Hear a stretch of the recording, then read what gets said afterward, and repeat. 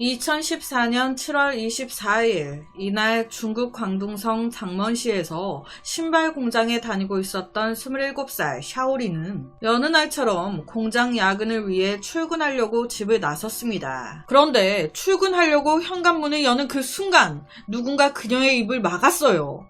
동시에 그녀의 눈에 고춧가루가 순식간에 그녀의 두 손, 두 발도 묶였습니다. 눈은 타들어갈 것 같이 아프지 손은 묶였지. 누군가 내 집에는 쳐들어왔는데 눈이 아파 보지는 못하겠지. 심장은 터질 것 같지. 정신없는 상황과 통증에 샤오리는 몸부림칠 힘조차도 금방 잃었습니다. 당시 샤오리는 눈 통증이 너무 심해서 아예 눈을 뜰 수조차 없었어요. 그래서 용의자의 얼굴을 볼 수가 없었습니다.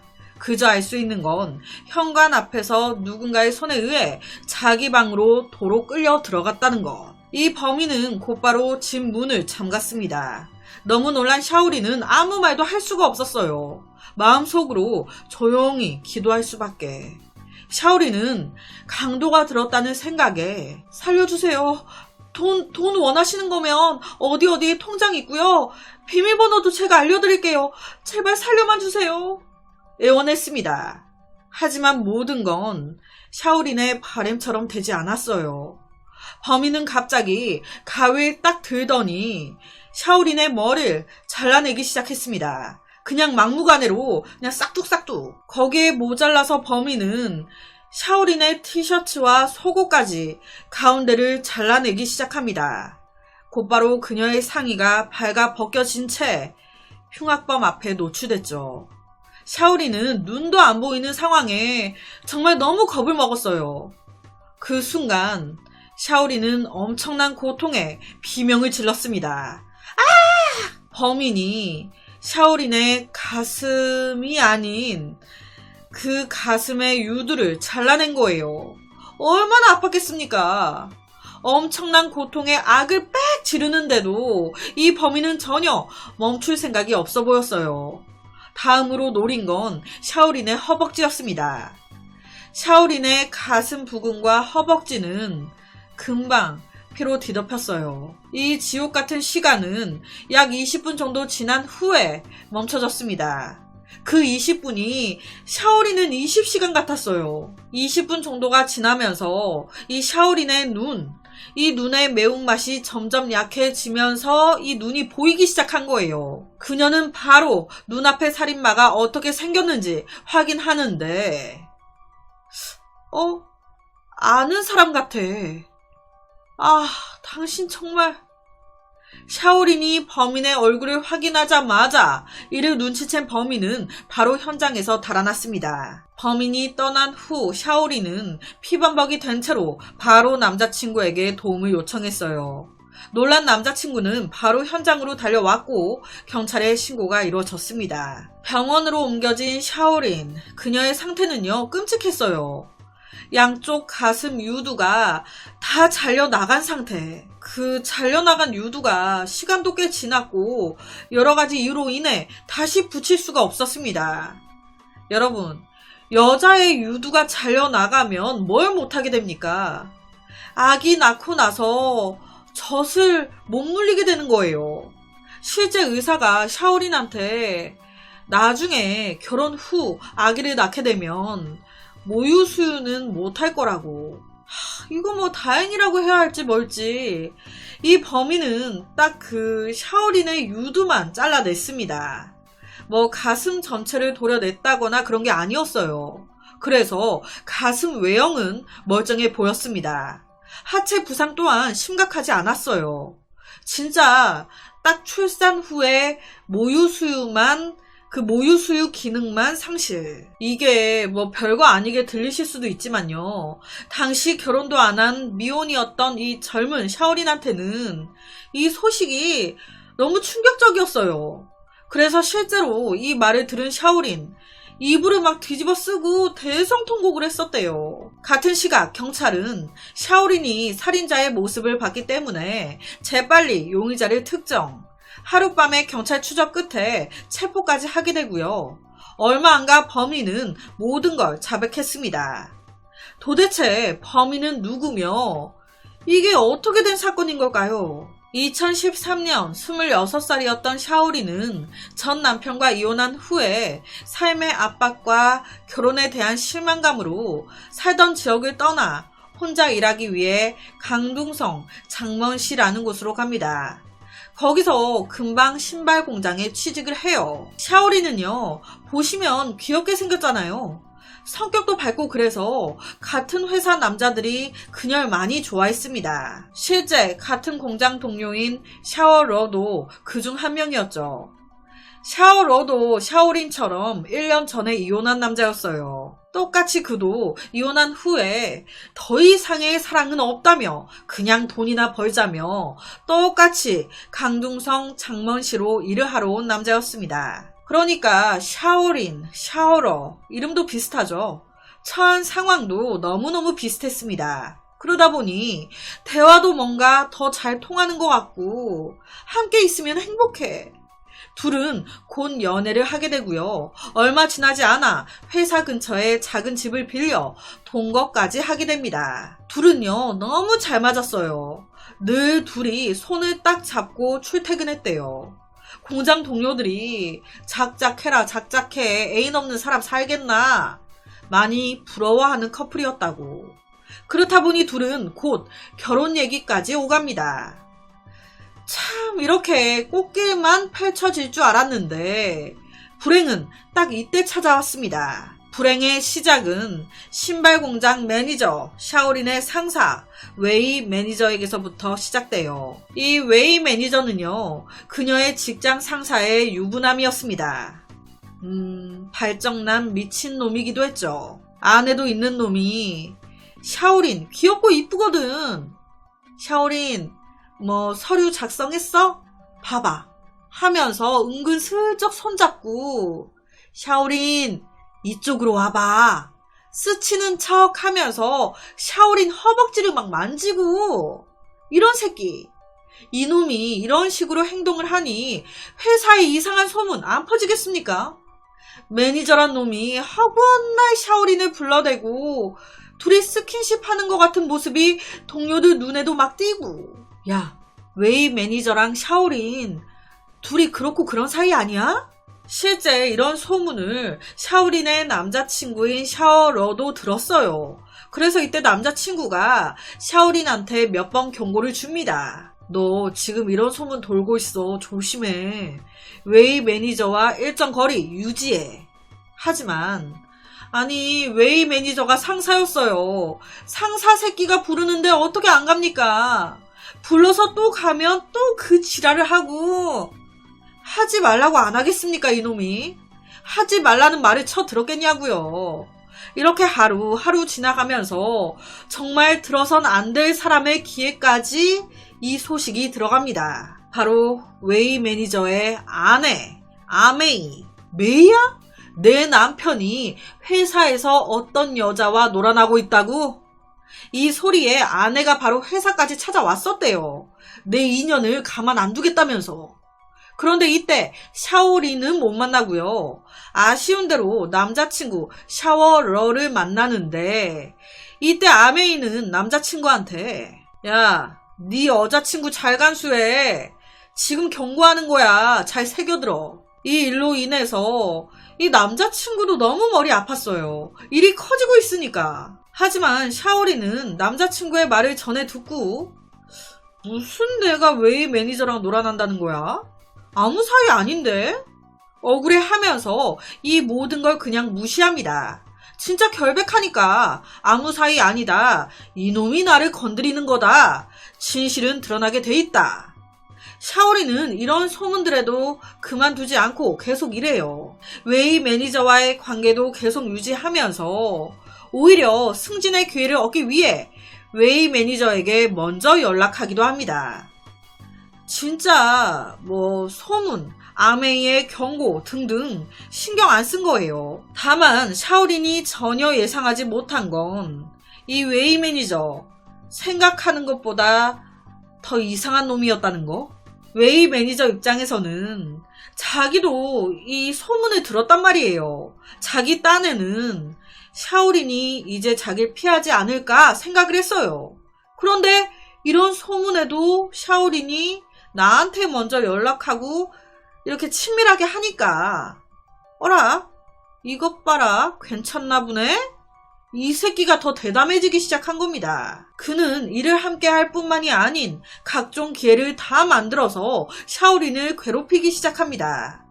샤오린한테 컴퓨터 사용하는 법을 가르쳐 주겠다 하면서 샤오린 손에 손을 얹고 막 쓰다듬고 허벅지, 엉덩이 막 더 만지고 쓰다듬고 주변에 아무도 없을 때 몇 번이나 웨이 매니저는 샤오린을 만져댔습니다.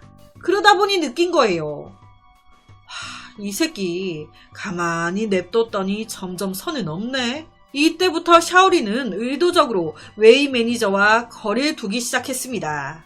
하지만 이미 고삐 풀렸는데 거리를 두면 둘수록 이 웨이 매니저 그의 행동은 더욱 심해지기 시작합니다. 그는 샤오린한테 노골적으로 문자까지 하기 시작해요. 오늘 같이 저녁 먹을래? 저녁 같이 먹고 같이 잘래? 왜? 너도 좋잖아. 당연히 샤오린은 그를 강력하게 거부했습니다. 하지만 이 웨이 매니저는요, 아주 혼자 상상의 나를 펼쳐요. 샤오린도 지금 날 좋아하는데 내가 유부남이라서 지금 날 밀어내고 있는 거라고.